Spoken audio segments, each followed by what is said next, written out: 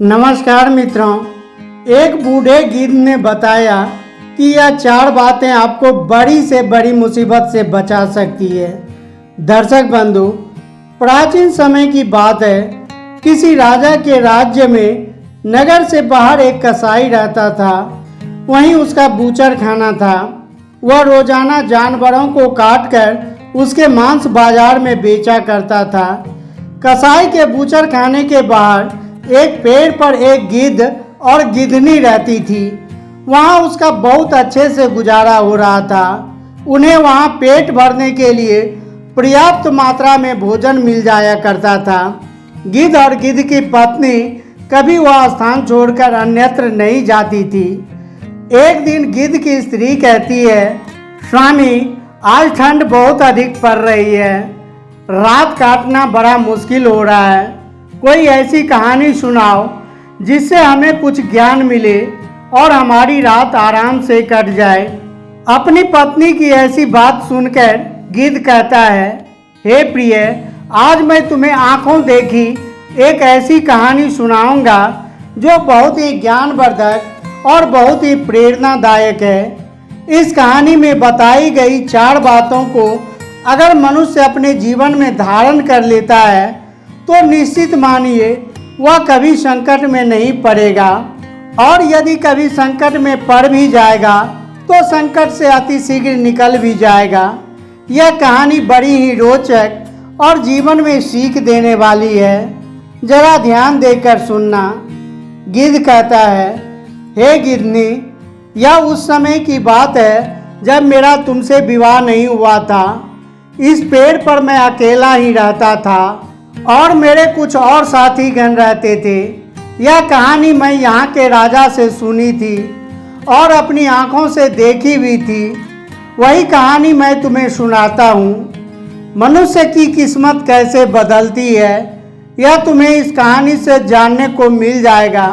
किसी नगर में उत्तम नाम का एक व्यक्ति रहता था। एक दिन कुछ काम के सिलसिले में उसका उसके पिता से झगड़ा हो जाता है। उत्तम के पिता ने उसे 4 सोने की असरफियां दी और कहा कि जाओ, घर में सारे दिन पड़े रहते हो, यह असरफियां ले जाओ और बाहर जाकर कुछ व्यापार करके धन कमा कर लाना। उत्तम ने भी असरफियां अपने पिता से ले ली और शाम के समय व्यापार करने के लिए प्रदेश रवाना हो गया। सोचता जा रहा था कि इन 4 असरफियों से वह कोई छोटा मोटा व्यापार कर लेगा और खूब सारा धन कमाकर अपने पिता को दिखाएगा। यही उम्मीद लेकर वह चलता चला जा रहा था कि रास्ते में उसकी भेंट एक साधु से होती है। साधु भी अपनी गंतव्य की ओर जा रहा था। उत्तम ने सोचा कि क्यों न साधु से कुछ परिचय किया जाए। बातचीत करते हुए जब चलेंगे तो हमारा सफर आराम से कट जाएगा। यही सोचकर उत्तम साधु बाबा के पास जाता है, उन्हें प्रणाम करता है। साधु बाबा ने उसे आशीर्वचन दिया और पूछा, बेटा, तुम कहाँ जा रहे हो? उत्तम ने कहा, साधु महाराज, मेरे पिता ने मुझे घर से निकाल दिया है। अब कहीं प्रदेश में जाकर कोई छोटा मोटा व्यापार करूँगा और अपने पिता के लिए बड़ा आदमी बनकर दिखाऊंगा। मेरे पिता ने मुझे 4 सोने की असरफियां दी है। इन्हीं 4 सोने की असरफियों से कोई छोटा मोटा व्यापार कर लूँगा। मित्रों, इस प्रकार बातचीत करते हुए साधु और उत्तम दोनों आगे के लिए चले जा रहे थे। चलते चलते रास्ते में उत्तम ने साधु से कहा, बाबा, आप तो परम ज्ञानी हैं, कोई ऐसी कहानी सुनाओ जिससे सफ़र आसान हो जाए और मुझे कुछ सीख भी मिल जाए, जिससे प्रदेश में मेरे लिए आसान हो जाएगी। तब साधु बाबा कहते हैं, बेटे, मैं तुम्हें कहानी तो सुना दूंगा, पर मेरी कहानी का तुम्हें मूल्य चुकाना होगा। एक कहानी के बदले में मैं तुमसे 1 सोने की असरफी लूँगा। बताओ, क्या तुम तैयार हो? साधु की बात सुनकर उत्तम सोचने लगा कि मेरे पिता ने मुझे 4 सोने की असरफियां दी है। अगर इनमें से एक असरफी मैं साधु को दे दूंगा तो मैं व्यापार कैसे करूंगा। फिर सोचा कि साधु बड़ा बुद्धिमान मालूम पड़ता है और लोग कहते हैं कि विद्या मित्रं प्रवासेषु स्त्री मित्रं गृहेषु च व्याधितस्य औषधि मित्रं धर्मो मित्रं मृतस्य च। अर्थात परदेश में रहने वाले की मित्र विद्या होती है, घर में रहने वाले की मित्र स्त्री होती है, रोगी की मित्र दवा होती है और मरने वाले का मित्र धर्म होता है। और कहा भी गया है कि विद्वान के लिए कोई जगह परदेश नहीं होता, मेहनत करने वालों के लिए कोई काम कठिन नहीं होता, साहसी के लिए कोई लक्ष्य दूर नहीं होता, मीठा बोलने वालों के लिए कोई पराया नहीं होता। अगर आपके पास बुद्धि और विद्या है तो आप परदेश में कहीं भी सुखपूर्वक अपना जीवन बिता सकते हैं। यही सोचकर उत्तम ने एक स्वर्ण मुद्रा साधु को दे दिया और कहा, महाराज आप मुझे कहानी सुनाओ, मैं आपकी कहानी का मूल्य चुकाने के लिए तैयार हूँ। गिद्ध बोला, हे प्रिय। तब चलते चलते साधु ने उस युवक उत्तम को कुछ उपदेश देना शुरू किया।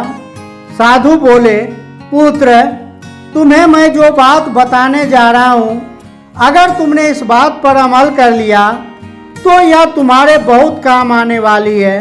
सुनो, तुम परदेश में व्यापार करने जा रहे हो तो तुम मेरी एक बात का ध्यान रखना। यदि प्रदेश में तुम्हें कोई ठीक ठाक व्यापार न मिले तो तुम खाली मत बैठना। जो भी मिले, जैसा भी काम मिले, वह काम पकड़ लेना।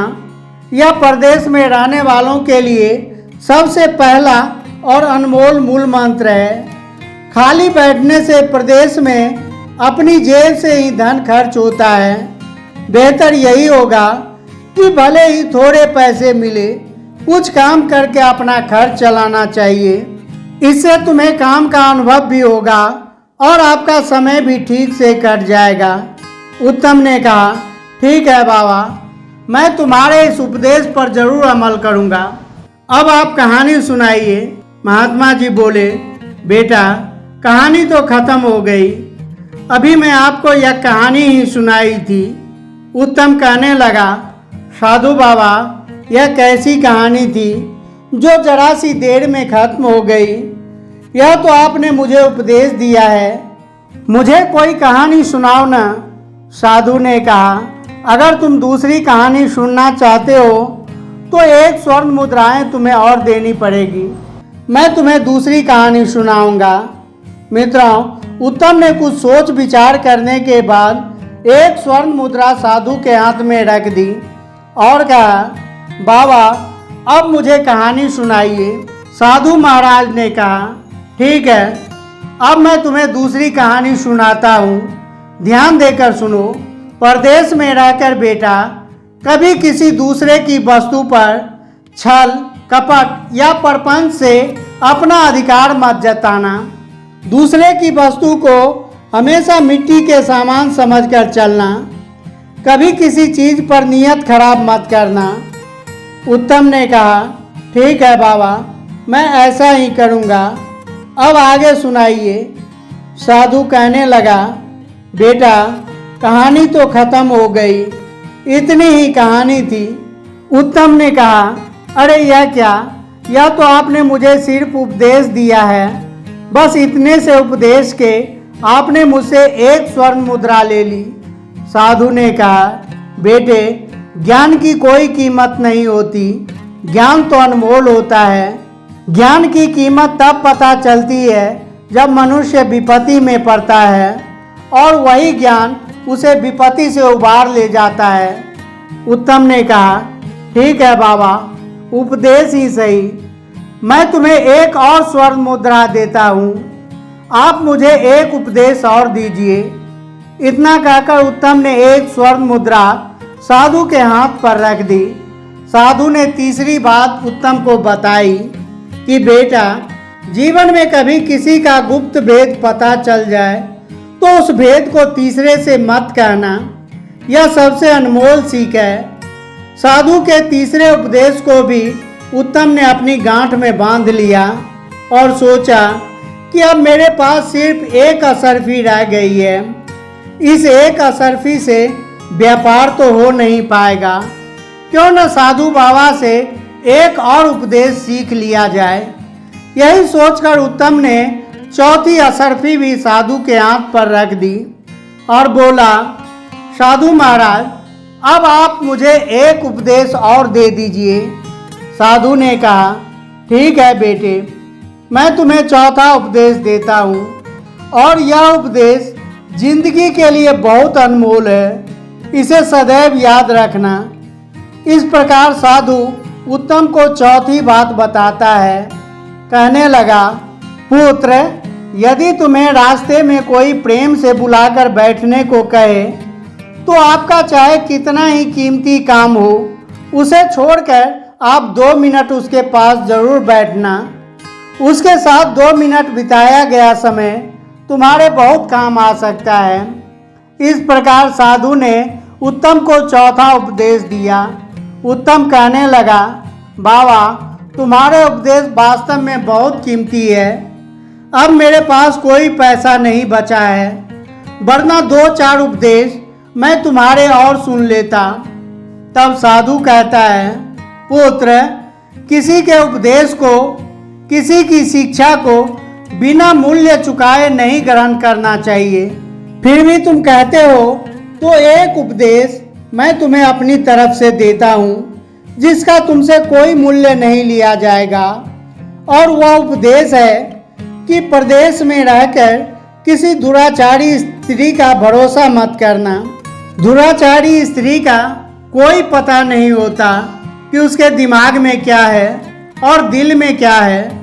मित्रों, यह 5 उपदेश देकर साधु बाबा ने कहा, बेटे, हमारा तुम्हारा साथ बस इतनी ही देर का था। पास में ही मेरा आश्रम है, अब मैं अपने आश्रम पर जा रहा हूँ। इतना कहकर साधु अपने आश्रम पर चला जाता है। उत्तम वहाँ से अकेला आगे के लिए बढ़ता है, परंतु उसके दिमाग में एक बात चल रही थी कि साधु बाबा ने 5 उपदेशों के बदले मुझसे 4 स्वर्ण मुद्राएं ले ली। साधु को भला धन से क्या मतलब?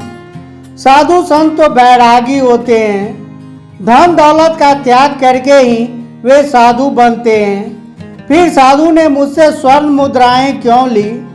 मैं यह बात जब लौटकर अपने नगर जाऊंगा तब साधु से जरूर पूछूंगा। फिर सोचा, चलो जो भी हो, साधु की यह 5 बातें बड़ी ही कीमती मालूम पड़ती है, मैं इन्हें सदैव याद रखूंगा।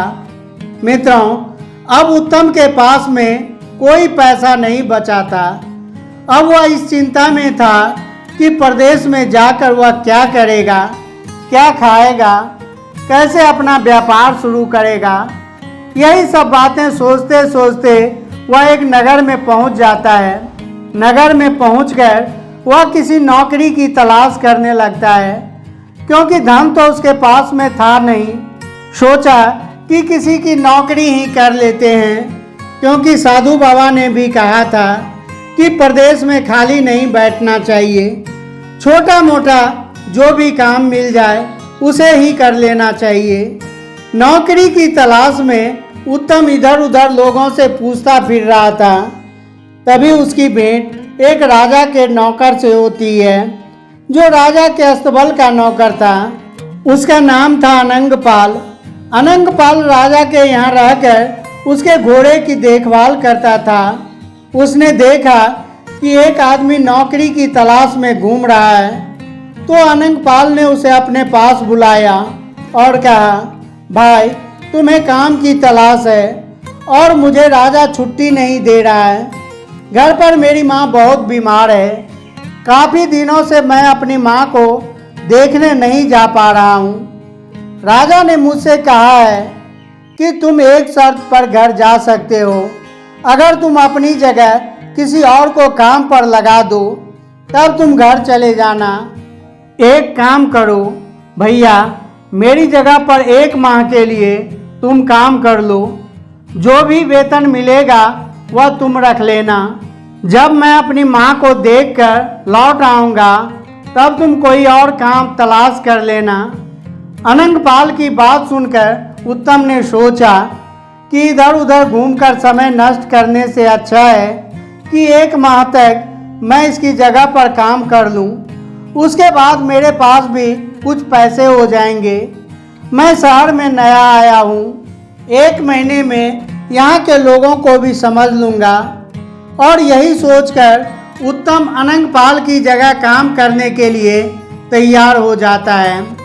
अनंगपाल उत्तम को लेकर राजमहल में जाता है। मित्रों, वहाँ के राजा चक्रधर बड़े ही बुद्धिमान और प्रतापी राजा थे। उसकी एक बेटी थी चंद्रप्रभा। चंद्रप्रभा बहुत ही सुंदर थी। वह अभी अभी उसने जवानी की पहली सीढ़ी पर कदम रखी थी।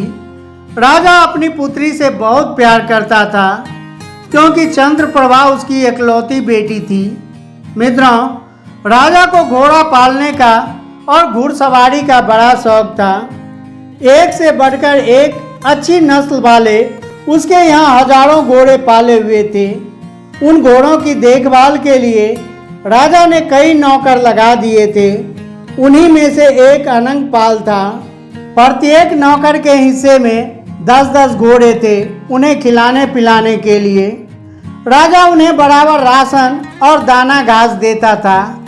इधर मित्रों, उत्तम को लेकर अनंगपाल राजा के पास पहुंचता है और हाथ जोड़कर कहता है, महाराज, मैं कुछ दिनों के लिए अपनी बीमार माँ को देखने के लिए गांव जा रहा हूँ। जब तक मैं लौट कर नहीं आता तब तक मेरे स्थान पर यह व्यक्ति काम करेगा।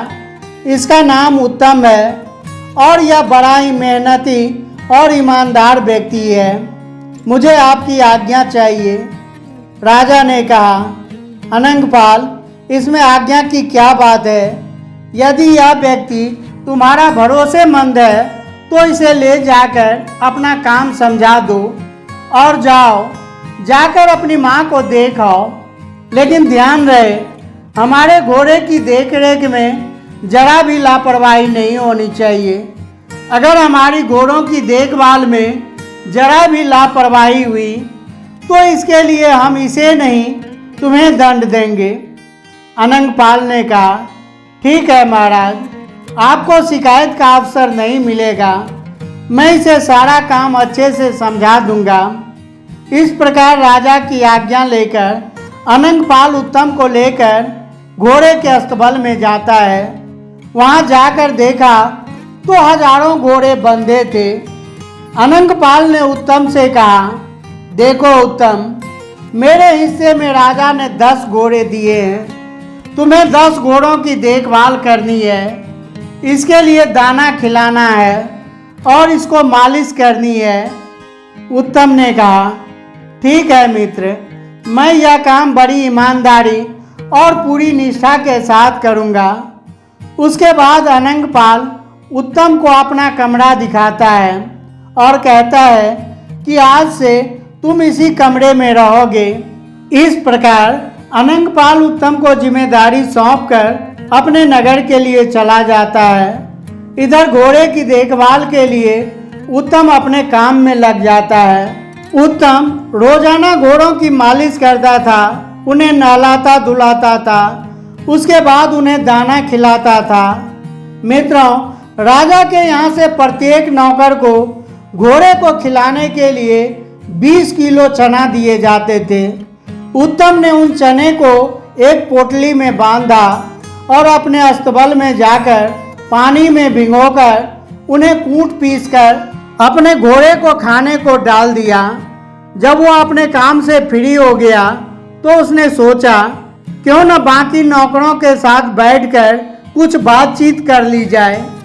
यही सोचकर उत्तम उन नौकरों के पास जाकर बैठ जाता है जो राजा के अन्य घोड़े की देखभाल करते थे। उसने देखा कि सारे नौकर इकट्ठे होकर एक कमरे में बैठकर शराब पी रहे थे और उनके घोड़े अभी भी भूखे बंधे थे। उत्तम कहने लगा, अरे भाई, तुमने अभी तक अपने घोड़ों को दाना घास नहीं डाला, शराब पीने में लगे हो।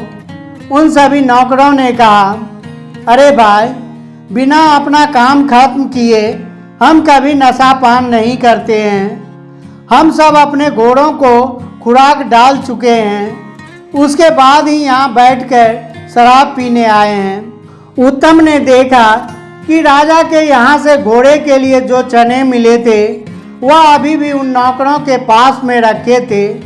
उत्तम ने कहा, अरे भाई, क्यों झूठ बोल रहे हो? आपके पास अभी भी बहुत सारे चने कूटने के लिए पड़े हैं और तुम कह रहे हो कि हमने अपने घोड़ों को दाना घास डाल दिया है। नौकरों ने जवाब दिया, भैया, हमारे पास जो चने रखे हैं यह चने घोड़ों को खिलाने के लिए नहीं हैं।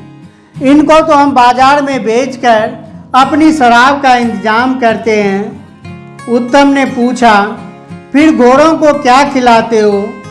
जवाब दिया, राजा हमें 20 किलो चना देता है, हम 5 किलो चना घोड़ों को खिला देते हैं और बाकी चने बेचकर अपना नशा पानी का इंतजाम करते हैं। नौकरों का यह बर्ताव उत्तम को अच्छा नहीं लगा।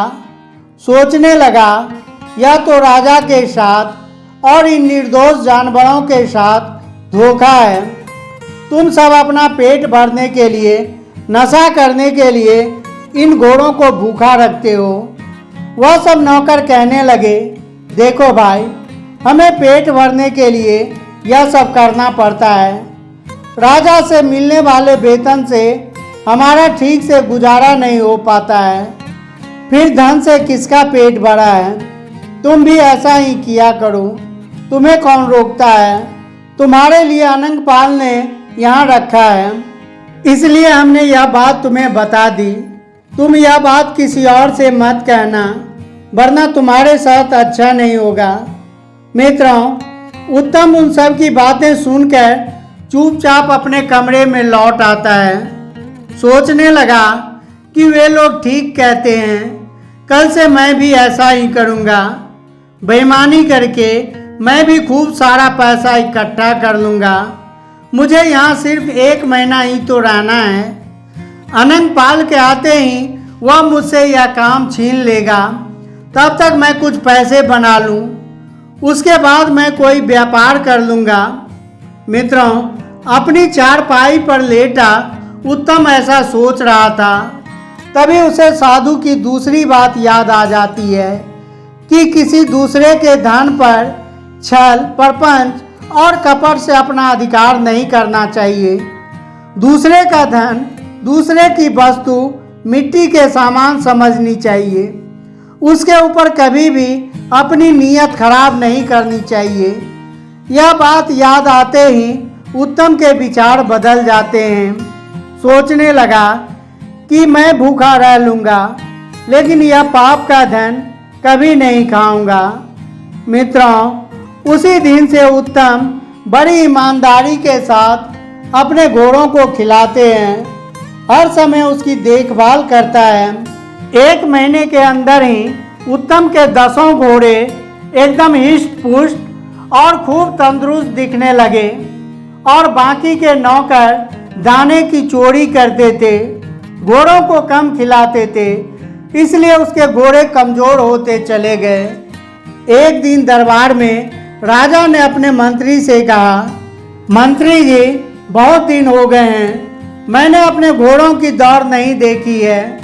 आप नौकरों को सूचित कर दो कि वह सब अपने घोड़ों को लेकर मैदान में आ जाए।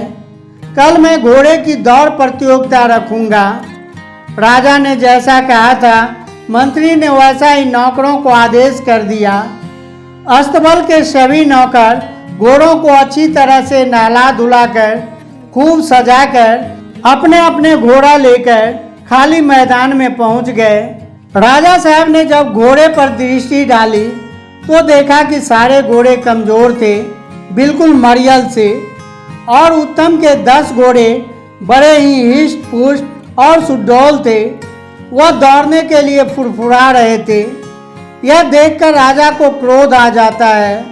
उन्होंने अपने मंत्री से कहा, मंत्री जी, हमारे सारे घोड़े बड़े ही स्वस्थ थे, लेकिन मैं मात्र 10 घोड़े ही स्वस्थ देख रहा हूँ, बाकी के सभी घोड़े बहुत कमज़ोर हो गए हैं। यह इतने कमज़ोर कैसे हो गए? क्या नौकर इन्हें खिलाते पिलाते नहीं हैं? मुझे तो ऐसा लगता है कि नौकरों ने इन्हें खिलाने में लापरवाही की है। तब राजा ने उत्तम के पास पहुंचकर उत्तम के घोड़ों को देखा। वे घोड़े एकदम स्वस्थ और फुर्तीले थे। उन घोड़ों को देखकर राजा बड़ा ही प्रसन्न होता है। राजा ने अगले दिन उत्तम को दरबार में बुलाया और कहा कि तुम वही हो जिसे अनंगपाल ने अपने स्थान पर रखा है। उत्तम ने जवाब दिया, हाँ महाराज, मैं वही हूँ। राजा ने पूछा कि आपके घोड़े एकदम हिष्ट पुष्ट हैं, बाकी के घोड़े इतने कमज़ोर क्यों हैं? जबकि मैं घोड़ों की खाद्य सामग्री बराबर बराबर मात्रा में भिजवाता हूँ। यही जानने के लिए मैंने तुम्हें यहाँ बुलाया है। राजा के पूछने पर उत्तम ने कहा, महाराज, मैं इस बात का रहस्य तो आपको बता दूंगा, लेकिन यह बात मैं तभी बताऊंगा जब अस्तबल के बाकी नौकर यहाँ मौजूद होंगे। राजा ने आदेश देकर फौरन सारे नौकरों को अपने दरबार में बुला लिया। तब राजा ने उत्तम से पूछा कि अब बताओ, बाकी के घोड़े कमज़ोर होने के पीछे क्या कारण है? तब उत्तम ने कहा, महाराज, आपके बाकी के नौकर बड़े बेईमान, बड़े लालची और नशेड़ी हैं। आप घोड़े के लिए रोजाना 20 किलो चना देते हैं, लेकिन यह 5 किलो चना घोड़े को खिलाते हैं। बाकी 15 किलो चना यह बाजार में बेचकर शराब ले आते हैं। घोड़े को पर्याप्त मात्रा में दाना न मिलने से सारे घोड़े कमज़ोर हो गए हैं, लेकिन मैं बड़ी ईमानदारी से आपका दिया हुआ राशन घोड़े को खिलाया है, इसलिए मेरे घोड़े बड़े तंदुरुस्त हैं। इतनी बात सुनते ही राजा आग बबूला हो जाता है और नौकरों पर बिगड़ कर बोला, हरामखोरों, हम तुम्हें इसी बात का तनख्वाह देते हैं कि तुम आराम से घोड़े का दाना भी खा जाओ। सारे नौकर गर्दन नीचे झुकाकर चुपचाप खड़े हो गए और डर के मारे थर थर कांपने लगे। कहने लगे, महाराज, हमें क्षमा कर दो, हमसे बड़ी गलती हो गई, अब हम दोबारा ऐसा नहीं करेंगे। राजा ने कहा, नहीं, मैं तुम सबकी गर्दन तलवार से अभी उड़ा दूंगा। तुमने हमारे साथ धोखा किया है। राजा को अत्यंत क्रोध में देखकर उत्तम कहने लगा, महाराज, इस बार आप इन्हें क्षमा कर दीजिए। मैं उम्मीद करता हूँ कि अब यह दोबारा गलती नहीं करेंगे। उत्तम के कहने पर राजा ने उन्हें चेतावनी देकर छोड़ दिया। मित्रों, उत्तम की ईमानदारी को देखते हुए राजा ने उत्तम को शाबाशी दी और उसे अस्तबल का मुख्य निरीक्षक के रूप में नियुक्त कर दिया और कहा कि आज से तुम्हारा काम इतना है कि तुम इन सब पर नज़र रखोगे। अगर कोई घोड़े की दाना चोरी करता है तो उसकी खबर तत्काल हमें मिलनी चाहिए। इस काम के लिए हम तुम्हें हर महीने 10,000 असरफियाँ दिया करेंगे। राजा ने सख्त निर्देश देकर उन सभी नौकरों को छोड़ दिया और उत्तम को उन पर दृष्टि रखने के लिए नियुक्त कर दिया। राजा अपनी उंगली में एक हीरे की अंगूठी पहना था। वह अंगूठी उतार कर राजा ने इनाम के रूप में उत्तम को पकड़ा दी और कहा कि जब भी तुम्हें हमसे मिलना हो तो तुम यह अंगूठी पहरेदार को दिखाकर हमसे किसी भी समय मिल सकते हो।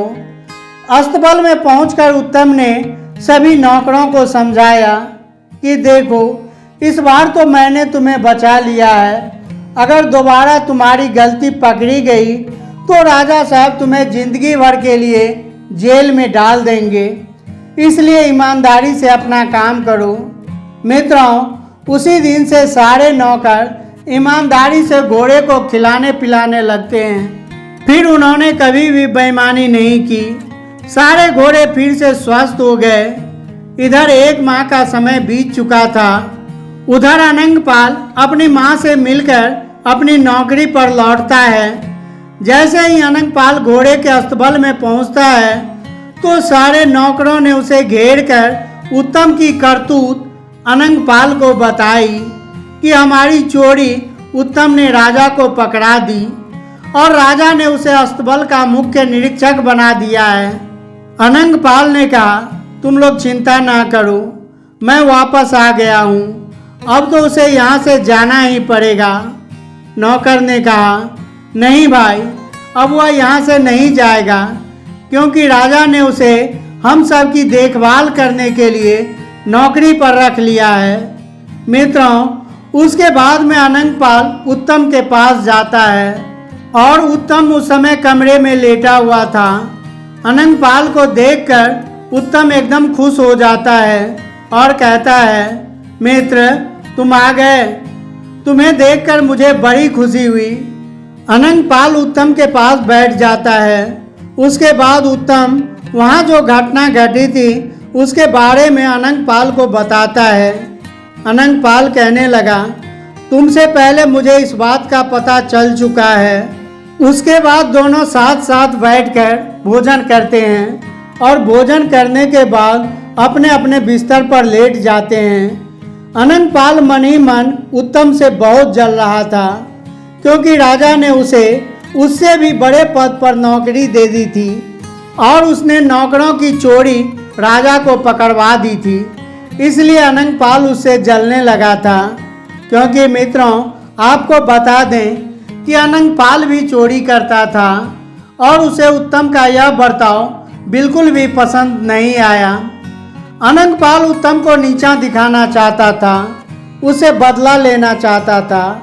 मित्रों, अनंगपाल अपने कमरे में लेट जाता है और उत्तम अपने कमरे में चला जाता है, क्योंकि राजा ने उसे अलग से एक कमरा दे रखा था। उस दिन आकाश में बादल छाए हुए थे, हल्की हल्की बारिश हो रही थी, बिजली कड़क रही थी। उधर राजकुमारी चंद्रप्रभा की आंखों में नींद नहीं आ रही थी, क्योंकि मित्रों, आपको बता दें कि अनंगपाल और राजा की पुत्री के बीच प्रेम प्रसंग चल रहा था। राजकुमारी जब तक अनंगपाल से मिलने आया करती थी, क्योंकि आज राजकुमारी को पता चल गया था कि अनंगपाल अपने नगर से लौट आया है। उसने सोचा कि उत्तम तो अब चला ही गया होगा। राजकुमारी रात में उठकर अपने महल की छत पर टहल रही थी, काम की पीड़ा से जल रही थी, उसकी बेचैनी बढ़ती जा रही थी। वह अपने प्रेमी अनंगपाल से मिलने के लिए उसके कमरे में जाती है। संजोग से उसी समय उत्तम किसी काम से उधर ही घूमने आता है। अचानक जैसे ही उत्तम अनंगपाल के कमरे के पास पहुंचता है तो उसे अनंगपाल के कमरे से किसी स्त्री की आवाज़ सुनाई देती है। उत्तम ने कमरे के अंदर झांक कर देखा तो अनंगपाल के साथ राजकुमारी चंद्रप्रभा को देखकर उसकी आंखें फटी की फटी रह गई। उत्तम यह सब देखकर चुपचाप अपने कमरे की ओर चला जाता है। उधर अनंगपाल ने राजकुमारी से कहा, प्रिय, इस समय उत्तम हमारी राह का सबसे बड़ा कांटा है। कुछ भी करके तुम उत्तम को मरवा दो तो हम निश्चिंत हो जाएंगे। राजकुमारी ने कहा, प्राणनाथ, यह कितनी बड़ी बात है, तुम चिंता क्यों करते हो? मैं पिताजी से कहकर इसे मृत्यु दंड दिलवा दूंगी। मित्रों, उधर उत्तम सोच रहा था कि अनंगपाल राजा की आंखों में धूल झोंककर उसकी बेटी से प्रेम कर रहा है। यह तो राजा के साथ धोखा है। मुझे यह खबर महाराज को देनी चाहिए। उत्तम यही सोचकर राजा को संदेश देने के लिए राजमहल की ओर चलने लगता है। तभी उसे साधु महाराज की वह तीसरी बात याद आ जाती है। साधु ने कहा था कि अगर किसी का गुप्त भेद पता चल जाए तो उसे किसी तीसरे से नहीं कहना चाहिए, वरना खुद मुसीबत में पड़ सकते हो। यही बात सोचकर उत्तम के कदम थम जाते हैं। सोचने लगा कि अगर यह बात मैंने राजा को बताई तो हो सकता है कि राजा साहब मेरी बात का विश्वास ना करें और कहेंगे कि तू मेरी बेटी को झूठा बदनाम कर रहा है। उल्टा मैं ही राजा के क्रोध का भाजन बन जाऊंगा। यही सोचकर उत्तम अपने कमरे में लौट आता है और चुपचाप अपनी चारपाई पर लेट जाता है। उधर राजकुमारी चंद्रप्रभा अनंगपाल से मिलने के बाद अपने कमरे में चली जाती है और अपने कमरे में पहुंचकर उसने अंदर से दरवाज़ा बंद कर लिया और ज़ोर ज़ोर से रोने चिल्लाने लगी। बचाओ बचाओ की चीख पुकार मचाने लगी। राजकुमारी का शोर सुनकर राजकुमारी के नौकर चाकर, दास दासियां सभी जाग जाते हैं। आनन फानन में राजा को खबर दी गई। दौड़ते हुए राजा साहब अंतापुर में आते हैं और अपनी पुत्री से पूछते हैं, बेटी क्या हुआ, तुम क्यों रो रही हो?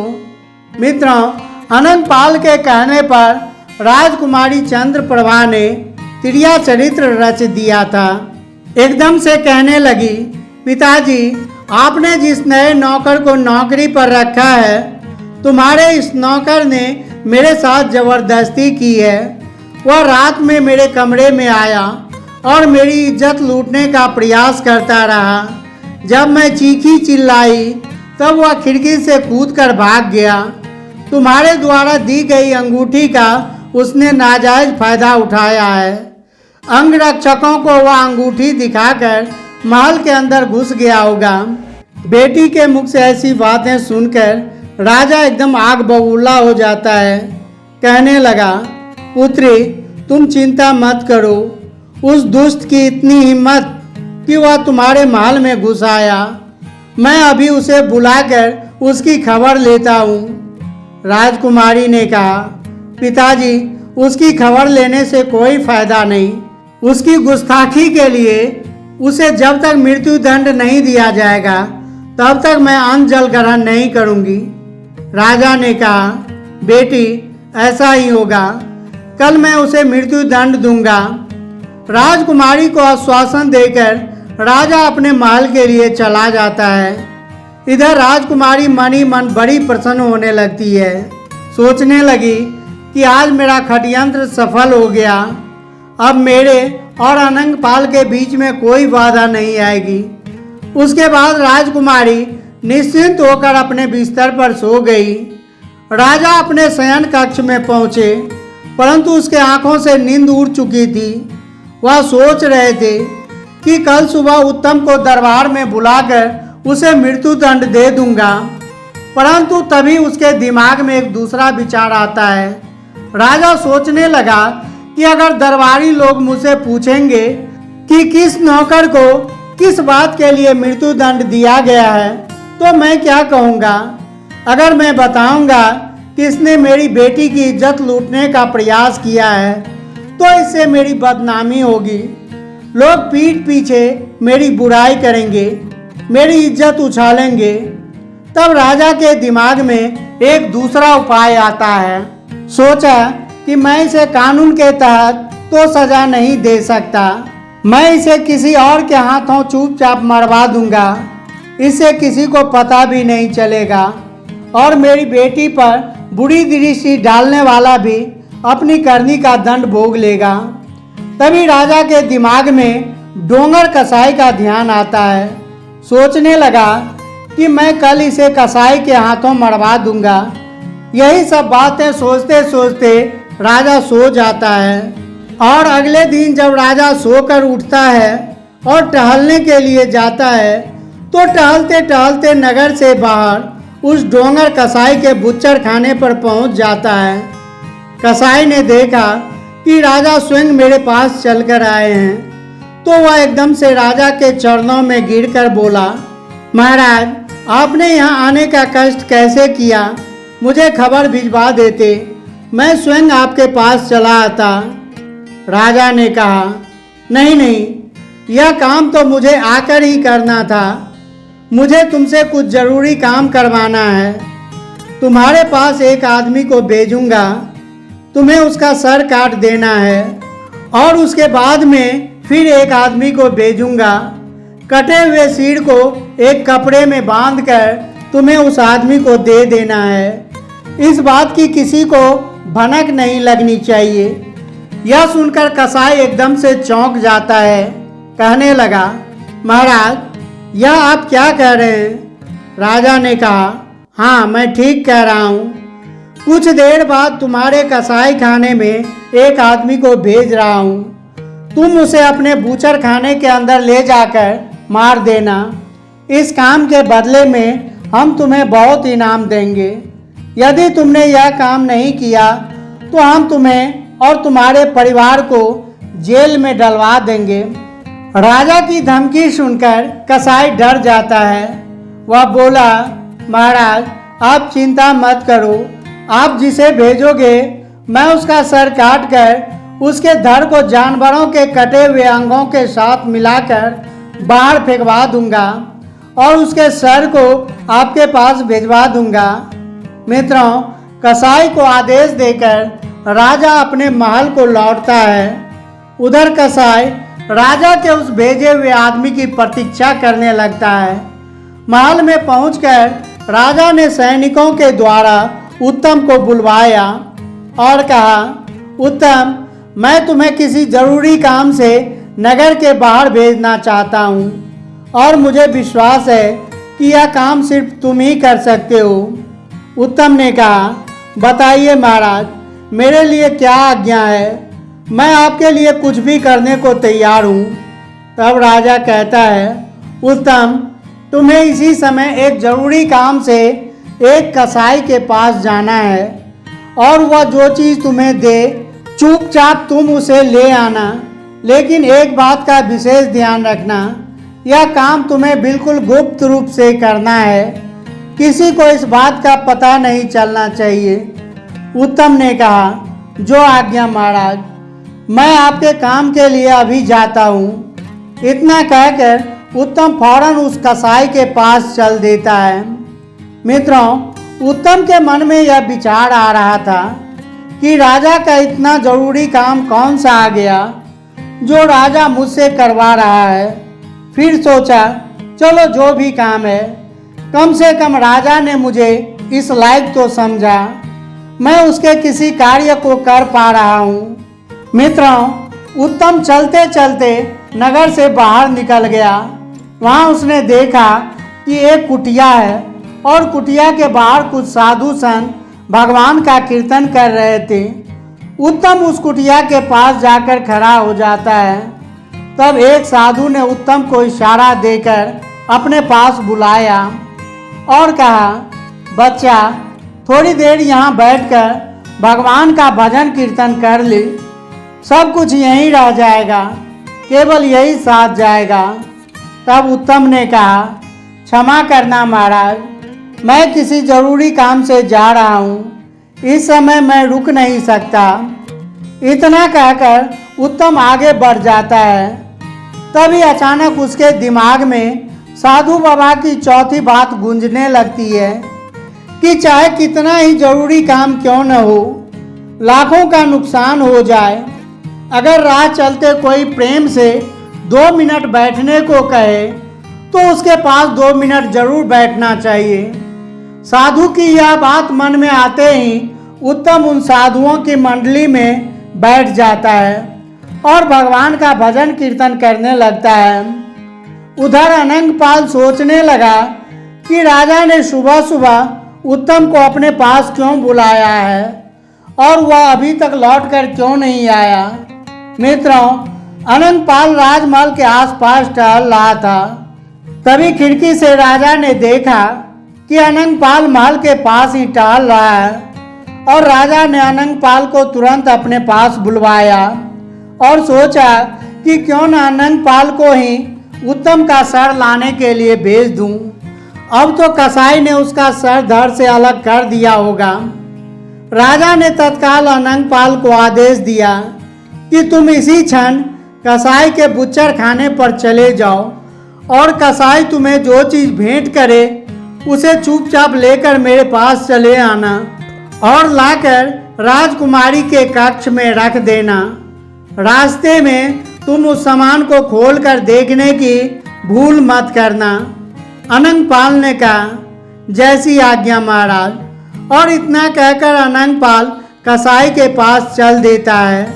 मित्रों, आपको बता दें कि पहले कसाई के पास उत्तम को जाना था, लेकिन उत्तम तो वहाँ साधु संतों के साथ कीर्तन करने में मस्त हो गया था। इधर तब तक अनंगपाल कसाई के पास पहुँच जाता है और बोला, भाई, मुझे राजा साहब ने भेजा है। उन्होंने बताया कि कोई ज़रूरी चीज़ तुम्हारे यहाँ से ले जानी है। मित्रों, कसाई ने समझ लिया कि मुझे इसी का सर कलम करना है। कसाई कहने लगा, हाँ भाई, तुम अंदर चलो, मैं अभी आता हूँ। अनंगपाल नहीं जानता था कि कसाई ने उसे अंदर जाने के लिए क्यों कहा। अनंगपाल राजा की योजना से बिल्कुल अनजान था। वह चुपचाप अंदर चला जाता है। कसाई ने कहा, सामने अलमीरा में राजा ने जो वस्तु मंगाई है वह रखी है, कृपया निकाल लो। मित्रों, अनंगपाल जैसे ही अलमीरा खोलता है वैसे ही कसाई अपना धारदार गरासा अनंगपाल की गर्दन पर चला देता है। अनंगपाल की गर्दन धड़ से कटकर अलग जा गिरा। कसाई ने उसे एक पोटली में बांधा और रख दिया। उसके धड़ को उठाकर गीद, चील और कौवों को खाने के लिए बाहर फेंक दिया।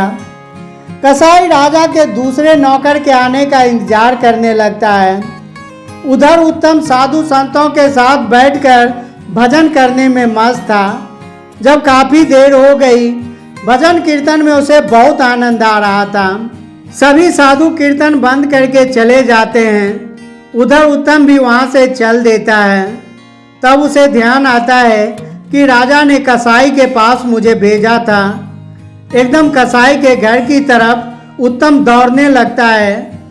थोड़ी देर में जब वह कसाई के पास पहुँचता है तो कहने लगा कि मैं महाराज के पास से आया हूँ, उन्होंने कोई चीज़ मंगाई है। कसाई बोला, हाँ भाई, मैं समझ गया। कसाई ने वही पोटली उठाकर उत्तम को पकड़ा दी जिसमें अनंगपाल का सिर बंधा हुआ था। कसाई ने उसे समझाकर भेज दिया कि भाई, इसे खोलकर रास्ते में मत देखना, वरना राजा साहब तुम्हें फांसी पर चढ़ा देंगे।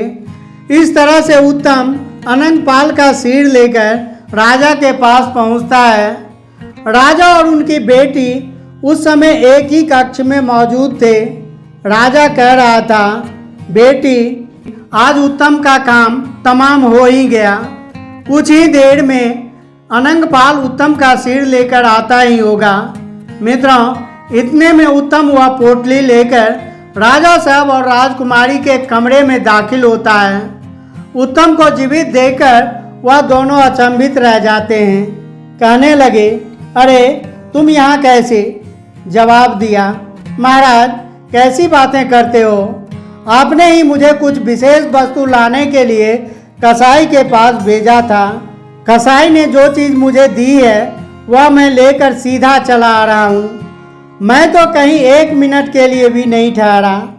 ठहरिए महाराज, अभी खोल कर दिखाता हूँ। मित्रों, उत्तम ने जैसे ही पोटली खोली तो उसे देखकर राजकुमारी के साथ साथ उसके कंठ से भी चीख निकल पड़ी। उसने देखा कि अनंगपाल का कटा हुआ सर उस पोटली में बंधा था।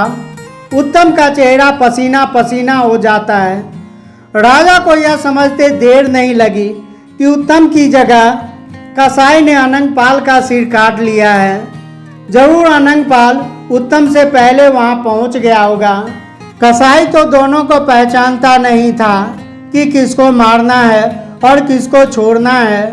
उत्तम रोते हुए पूछने लगा, महाराज, यह क्या मामला है? आपने अनंगपाल को क्यों मरवा दिया? राजा के पास कोई जवाब नहीं था। इतने में राजकुमारी अनंगपाल के कटे हुए सर को लेकर जोर जोर से रोने लगती है। कहने लगी, मेरे प्रियतम, मैं नहीं जानती थी कि मेरी चाल तुम्हारे लिए ही उल्टी पड़ जाएगी, वरना मैं ऐसा खेल कभी नहीं खेलती। तुम्हारे कहने से ही मैंने उत्तम पर आरोप लगाया था। तुम्हारी खुशी के लिए ही मैं उसे मरवाना चाहती थी, लेकिन उत्तम बड़ा ही खुशकिस्मत है, वह फिर भी जीवित बच जाता है। राजकुमारी पागलों की तरह रो रही थी। राजकुमारी के मुख से जब यह बात राजा ने सुनी तो राजा की आंखें फटी की फटी रह गई। राजा को पता चल गया था कि मेरी बेटी ने निर्दोष उत्तम पर दोष लगाया था। राजा एकदम से क्रोध में आकर अपनी तलवार खींच लेता है और अपनी पुत्री से बोला, पुत्री सच सच बताओ, क्या उत्तम को जान से मरवाना तुम्हारी एक चाल थी? सच सच बताओ, वरना मैं तुम्हारी गर्दन उड़ा दूंगा। मित्रों, डर के मारे राजकुमारी ने सारी बात सच सच अपने पिता को बता दी। यह सुनकर राजा अपना सिर पकड़कर बैठ गया।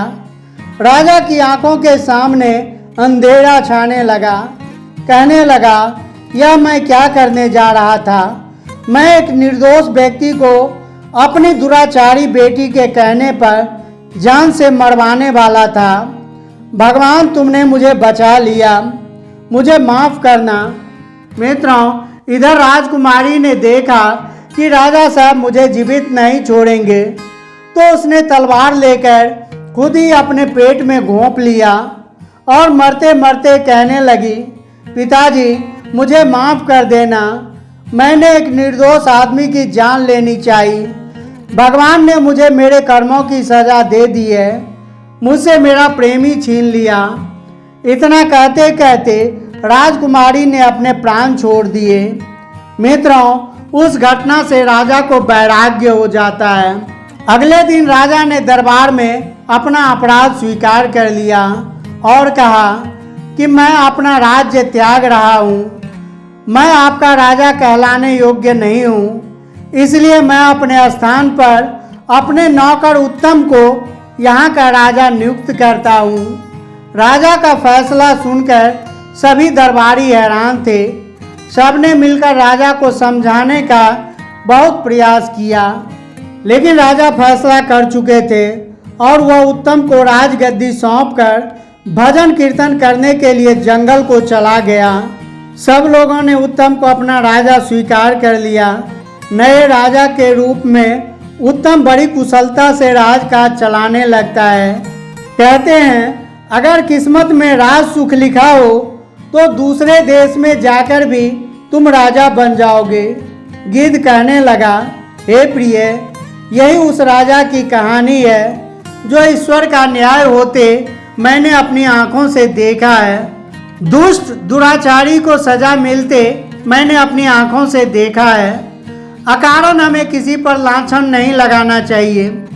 कभी कभी ईश्वर का डंडा उल्टा भी चल जाता है। मित्रों, उत्तम राजा तो बन गया, मगर उसके दिमाग में एक बात घूम रही थी कि साधु महाराज की उन 5 बातों ने मेरी जान बचाई है, यहाँ तक कि मुझे यहाँ का राजा भी बना दिया। मुझे उनसे मिलने जाना चाहिए। ऐसा निश्चय करके राजा उत्तम चंद ससम्मान साधु के लिए भेंट लेकर उसके आश्रम पर जाता है और उन्हें प्रणाम करता है। राजा ने पूछा, महाराज, मैं आपसे एक बात जानना चाहता हूँ, मुझे पहचानो। मैं वही व्यक्ति हूँ जो कुछ दिन पहले आपके साथ रास्ते में मिला था और आपने मुझे 5 बातें बताई थी। आज मैं एक राजा बन गया हूँ। आपकी बातें मेरे जीवन में बहुत काम आई है। मैं यह जानना चाहता हूँ कि आप तो एक साधु संत हैं और मोह माया से अलग हैं। कहते हैं कि मोह माया से अलग होने के बाद ही एक साधु बनता है। फिर आपने मुझे 5 बातें बताने के बदले मुझसे स्वर्ण मुद्राएं क्यों ली? आप मुझे उपदेश बिना कीमत लिए भी दे सकते थे, परंतु आपने एक उपदेश के लिए 1 स्वर्ण मुद्राएं ली। तब साधु कहता है, बेटे, मुफ्त की चीज को लोग जीवन में ठीक से उपयोग में नहीं लाते। उपयोग में वही लाते हैं जिसमें मेहनत लगी हो, जिसमें कठोर श्रम लगा हो, जिसमें धन लगा हो। मुफ्त की वस्तु को, मुफ्त के धन को लोग पानी की तरह उड़ा देते हैं। अगर मैं आपको ज्ञान मुफ्त में देता तो शायद आप उसका पालन नहीं करते, क्योंकि आपके पास से उन बातों के बदले में सोने की 4 असरफियाँ गई थी। इसलिए मनुष्य को चाहिए कि मुफ्त की खाने के पीछे ना पड़े, सदैव परिश्रम करके ही कमा कर खाएं, वही फलदायी होता है। रही मेरे लोभ की बात, तो मेरे अंदर लेस मात्र भी लोभ लालच नहीं है। तुमने जो 4 स्वर्ण मुद्राएं मुझे दी थी वह आज भी मैंने संभाल कर रखी है। तुम चाहो तो अब इन्हें ले जा सकते हो, यह मेरे किसी काम की नहीं है। इन्हें ले जाकर गरीबों में बांट देना। साधु से मिलकर राजा उत्तम चंद अपने नगर में आकर सुचारू रूप से राजकाज को चलाने लगता है। मित्रों, इस कहानी का तात्पर्य यह है कि जीवन में कोई भी चीज मुफ्त में नहीं लेनी चाहिए। दूसरी बात, हमें किसी के साथ धोखा नहीं करनी चाहिए। तीसरी बात, किसी के द्वारा दिया गया ज्ञान उपदेश को सुनकर हमें भूलना नहीं चाहिए, बल्कि उसे जीवन में समय समय पर उपयोग में लाना चाहिए। दर्शक बंधु, यह कहानी आपको कैसी लगी कमेंट में ज़रूर बताना। इस कहानी से कुछ सीखने को मिला हो तो वीडियो को लाइक, शेयर तथा चैनल को सब्सक्राइब अवश्य ही कर देना। फिर मिलते हैं आपसे अगली कहानी में एक और ज्ञान चर्चा के साथ। आप सभी का बहुत बहुत धन्यवाद।